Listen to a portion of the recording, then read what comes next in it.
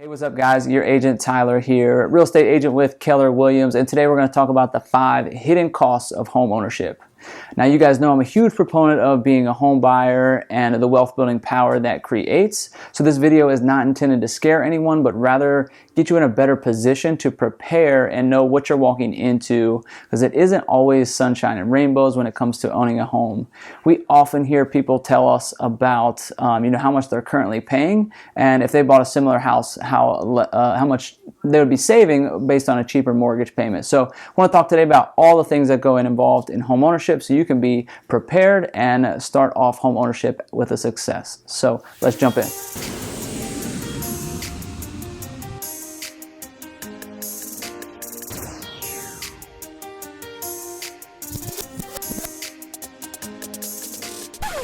All right, guys, so let's jump right into hidden costs. Number 1 is taxes and insurance.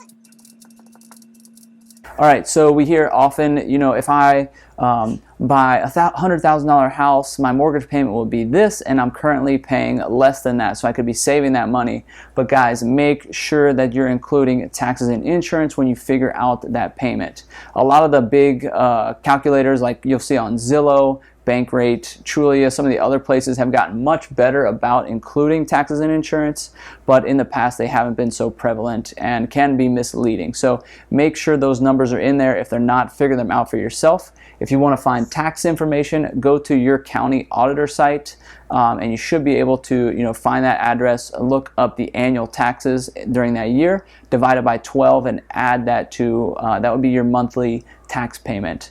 For insurance, when you get very close to the home buying process, you have a target property identified, call an insurance agent, get a couple quotes. We recommend at least 3, so you have a good ballpark of what insurance you're going to be paying for. If you're just in the early stages of trying to figure out what you can pay, it's a good idea to kind of figure $30 to $40 per month per $100,000 property. So a $100,000 property, try to figure $30 to $40 a month in insurance costs.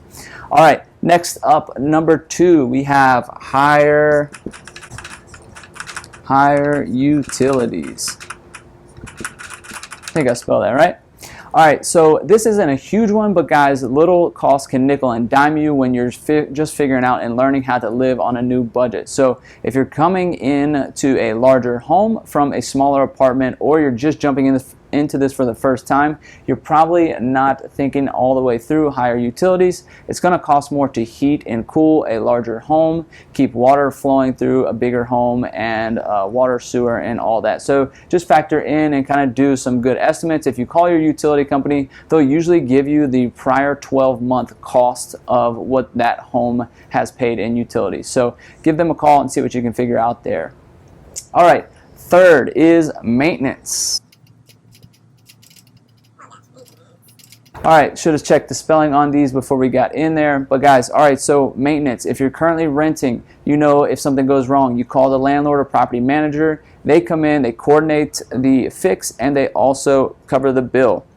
You're now going to be on the spot for that anytime something goes wrong. So we highly encourage folks that are just buying a home, try to have a couple $1,000s liquid sitting in a fund just set aside for things that could go wrong. It's always better to be prepared and not need it than to have something happen and you don't have it. So things like appliances, the HVAC system, or roofing costs can cost several $1,000s if something does truly need to be replaced, and you don't want to be caught off guard with that.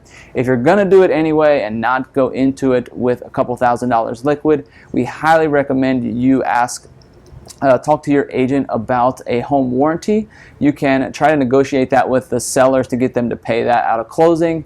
At worst case, pay it on your own. It's usually less than $1,000 that can be paid monthly, and it just saves you to only have to pay the deductible when something goes wrong, which may be $50 to $100, rather than coming fully out of pocket for something that goes wrong. So that's always not a bad idea. You also have preventative maintenance as well, not just when things go wrong, to try to keep your investment in good condition now that you are the homeowner. So you want to keep that in mind as well. All right, fourth, and this is the big one that gets everyone, and we're going to call it stuff. All right, this is the stuff that you just don't think about. Most people move into a home and they're so excited. It's their first home and they want to make it nice. They want to invite their friends and family over and have them be really impressed with what they've done, what they've accomplished, and what they've done with the place. They oftentimes will fill a brand new house. There's lots more bedrooms, and they'll go to a furniture store, put things on credit cards, and rack up a bunch of cash to impress folks filling a house. So really recommend you don't do that. I guarantee you, if you ask around in your circle and tell people you're moving into a house for the first time, you'd be surprised how many couches and love seats, chairs, tables are just sitting in people's basement, and they'd be more than happy to get rid of that space and give it to you. So try that out for a year. Try to get a year of home ownership under your belt before you really kind of take on any big projects. Getting the house filled, because you'll likely need to get a good feel for the space before you can adequately fill it to your taste anyway. These are also things like lawn mowers to take care of the yard that you now own. If you're not going to pay for lawn mowers, you're still going to have the cost of lawn care. Stuff also includes things that like landscaping. This is your home now, so you're going to want to do things to make it look better, but you got to be careful and make sure you budget adequately to account for stuff, because stuff will always get you. All right, number 5. This is a phantom cost, but I wanted to call it out anyway.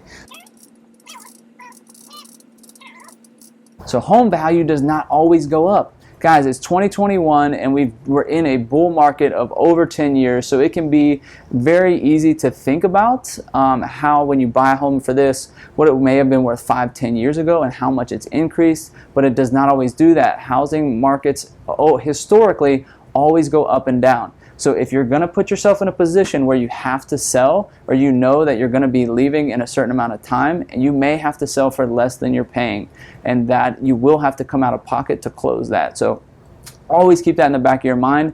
Don't go for a house that you would need the market to appreciate for you to be able to exit in a certain criteria or a certain time frame that you know you'll be under. So guys, try to think through how long you're going to be in a home, what your situation may be, whether it's work. If you foresee a job change in 2 to 3 years, you may want to put a little more down to be in a safer position, or maybe consider continuing to rent for that duration anyway.